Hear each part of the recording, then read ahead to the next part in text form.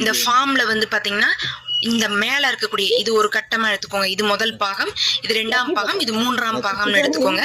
எடுத்துட்டீங்கன்னா இந்த முதல் பாகத்துல வந்து எந்த இடம்னா இந்த இடத்துல தந்தையுடைய பெயர்னு கேட்பாங்க.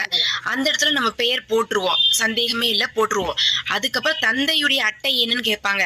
என்னுடைய தந்தை இறந்துட்டாரு, நான் வந்து அவருடைய அட்டை எண் எழுதணுமா அப்படின்னு நீங்க கேட்டீங்கன்னா, அவர் இறந்திருந்தாலும் கடைசியா அவர் யூஸ் பண்ணியிருப்பாருல்ல அவருடைய ஓட்டர் ஐடி கடைசி. ஏன்னா வந்து பாத்தீங்கன்னா ஓட்டர் ஐடி அப்படிங்கிறது வந்து 2002 to 2005 வந்தப்ப அந்த எஸ்ஐஆர் வந்தப்ப இருந்தது வேற மாதிரி இருந்திருக்கும்.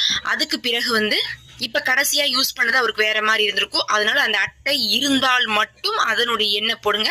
கடைசியா அவர் இறக்கும் போது அவர் வச்சிருந்த அந்த ஓட்டர் ஐடி எதுவோ அதோடைய நம்பரை நம்ம இந்த இடத்துல பதிவிடணும். அதுக்கப்புறம் தாயாருடைய பெயர் கம்பல்சரியா போடுங்க. அதே மாதிரி தாயாருடைய அட்டை எண் இருந்தா போடுங்க. அவங்க இறந்திருந்தாலும் கடைசியா இறக்கும் போது இருந்துச்சுல